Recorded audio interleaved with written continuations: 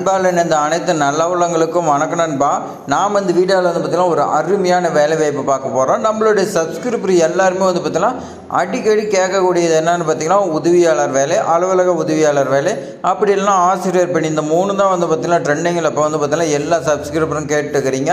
அவங்களுக்காகலாம் பார்த்தீங்கன்னா இப்போது ஒரு உதவியாளர் வேலை வாய்ப்பு வந்துக்குது. இது என்னன்னு பார்த்தீங்கன்னா மெடிக்கல் உதவியாளர் வேலை வாய்ப்பு வந்துக்குது. சம்பளம் பொறுத்த வரைக்கும் 26,900 சொல்லி பார்த்தீங்கன்னா கொடுத்துருக்காங்க.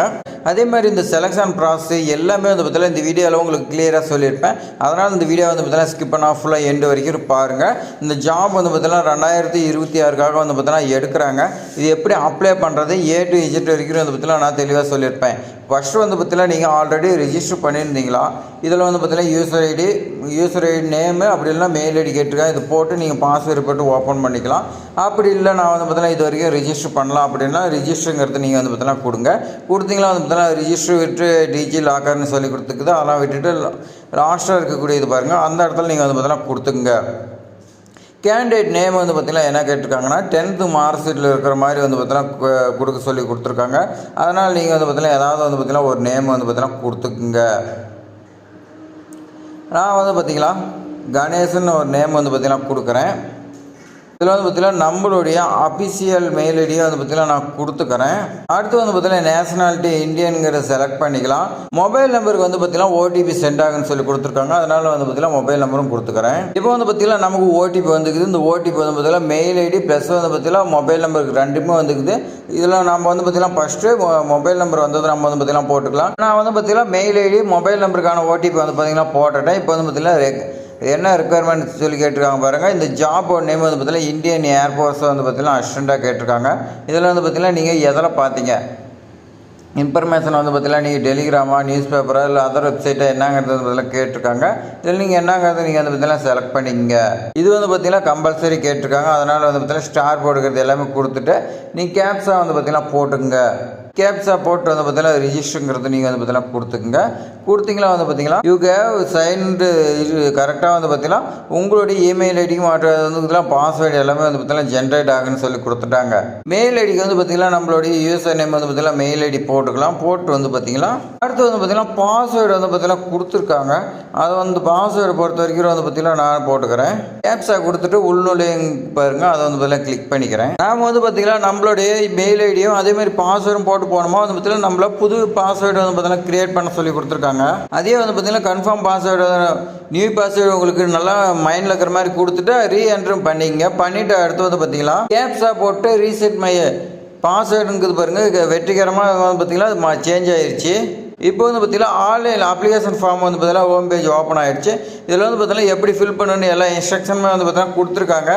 நீங்கள் பார்த்தீங்கன்னா படித்து பார்த்துட்டு நீங்கள் பார்த்தீங்கன்னா டிக் மார்க் பண்ணிவிட்டு கன்யூ ரிஜிஸ்ட்ரேஷன் சொல்லி இது கொடுத்துக்குங்க. இதில் பார்த்தீங்கன்னா உங்களுடைய நேம் பார்த்தீங்கன்னா கேட்டிருக்காங்க பாருங்கள். இதில் உங்களுடைய பேர், உங்களுடைய அப்பா நேம் பார்த்தீங்கன்னா கேட்டிருக்காங்க, உங்களுடைய அம்மா நேமு, அதேமாதிரி நீங்கள் ஆனா பெண்ணாங்கிறது பார்த்தீங்கன்னா கேட்டிருக்காங்க. பாலினம் மெயில் ஐடி கேட்டிருக்காங்க. அடுத்து தேசிய நாம் பார்த்தீங்கன்னா இந்தியன் நம்ம பார்த்தீங்கன்னா ஏற்கனவே செலக்ட் பண்ணியிருக்கோம். அடுத்து பார்த்தீங்கன்னா உங்களுடைய மொபைல் நம்பர் பார்த்தீங்கன்னா அது ஆட்டோமேட்டிக்காக வந்துடும். அடுத்து கல்யாணம் ஆயிடுச்சு இல்லையான்னு கேட்டுக்கிறாங்க, அது கொடுத்துருங்க. உங்களுக்கு டேட் ஆஃப் பர்த் பார்த்தீங்கன்னா கேட்குறாங்க, அது நீங்கள் பார்த்தீங்கன்னா கொடுத்துக்குங்க. அடுத்து கொடுத்துட்டு பார்த்தீங்கன்னா சேமித்து தொடரும்னு சொல்லி பார்த்தீங்கன்னா இருக்குது. அதை பார்த்தீங்கன்னா கிளிக் பண்ணிங்க. நாம் பார்த்தீங்கன்னா சப்மிட்டுக்கு கொடுத்துட்டோமா பார்த்தீங்கன்னா இதுலேயே பார்த்தீங்கன்னா உங்களுடைய நேம் என்ன டீட்டெயில்ஸ் எல்லாமே பார்த்தீங்கன்னா கொடுத்துக்கிறாங்க. கொடுத்துட்டு பார்த்தீங்கன்னா சமர்ப்பின்னு கொடுங்க.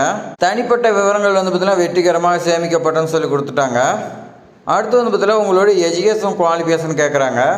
உங்களுடைய தனிப்பட்ட விவரம் அதாவது பார்த்தீங்கன்னா எஜுகேஷன் குவாலிஃபிகேஷன் கேட்டிருக்காங்க. நீங்கள் மருத்துவ உதவியாளருக்கு பார்த்தீங்கன்னா 10th +2 பார்த்தீங்கன்னா இதில் இயற்பியல் வேதியியல் இதெல்லாம் பார்த்தீங்கன்னா படிச்சுக்கிறீங்களான்னு கேட்குறாங்க.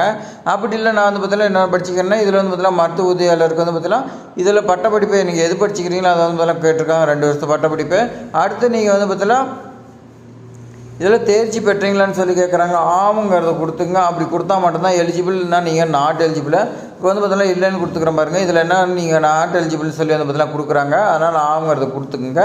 அதே மாதிரி 10th 12th பார்த்தீங்கன்னா நீங்கள் எத்தனை மார்க் எடுத்துக்கிறீங்க அது சதவீதமாக வேறு என்ன தராங்கிறது கிரேடா என்னங்கிறது கேட்டிருக்காங்க. சதவீதம் கொடுத்துக்குங்க. கொடுத்துருக்கையில் பார்த்தீங்கன்னா ஆங்கிலம், வேதியியல், இயற்பியல், உயிரியல் இந்த 4 சப்ஜெக்ட்லேயும் பார்த்தீங்கன்னா கேட்டிருக்காங்க. 4லேயும் பார்த்தீங்கன்னா நீங்கள் எத்தனை மார்க் எடுத்தீங்க, மொத்த மதிப்பெண் என்ன, ஆங்கிலத்தில் எவ்வளோ சதவீதம், இதெல்லாம் பார்த்தீங்கன்னா பாட வரியாக கேட்டிருக்காங்க. எல்லாம் கொடுத்துட்டு நீங்கள் பார்த்தீங்கன்னா கடிச்சா என்ன கேட்டிருக்காங்கன்னு பாருங்கள். இந்த ஜாப்க்கு வந்து பார்த்தீங்கன்னா நீங்கள் மருந்தியல் பட்டப்படி படிச்சுக்கிறீங்களான்னு கேட்குறாங்க. எஸ் கொடுங்க. கொடுத்துட்டு உங்கள் மருந்து கவுன்சிலர் பேர் வந்து பார்த்தீங்கன்னா கேட்டிருக்காங்க. நீங்கள் வந்து பார்த்தீங்கன்னா எந்த இதில் படிச்சிங்களோ அந்த இதை எழுதிக்கிங்க. சேமிக்கணும்னு சொல்லி கொடுங்க. கொடுத்தீங்கன்னா வந்து பார்த்தீங்கன்னா அடுத்த இதுக்கு போகும்.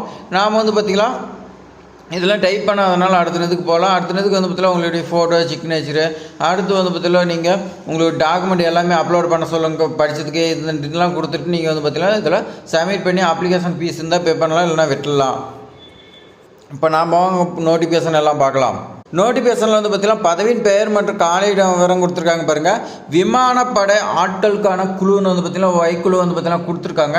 தொழில்நுட்பம் அல்லாத இதுக்கு வந்து பார்த்தீங்கன்னா தொழில்நுட்பம் அதாவது இன்ஜினியரிங் இந்த மாதிரி அல்லாத மருத்துவ உதவியாளர் வந்து பார்த்திங்கன்னா வர்த்தகத்தில் விமானப்படை ஆட்கள் சேர்ப்புன்னு சொல்லி கொடுத்துருக்காங்க. அங்கே வந்து பார்த்திங்கன்னா விமானப்படை அவங்களுக்குலாம் வந்து பார்த்திங்கன்னா நீங்கள் மருத்துவ உதவி பண்ணணும். ஏதாவது வந்து பார்த்திங்கன்னா விபத்தோ ஏதாவது ஏற்படுச்சுன்னா உடனடியாக வந்து பார்த்திங்கன்னா முதலுதவி பண்ணுறதுக்கான மருத்துவ குழு வந்து பார்த்திங்கன்னா விமானத்தில் உங்களை ஆட்கள் சேர்ப்பு வந்து பார்த்திங்கன்னா எடுக்கிறாங்க.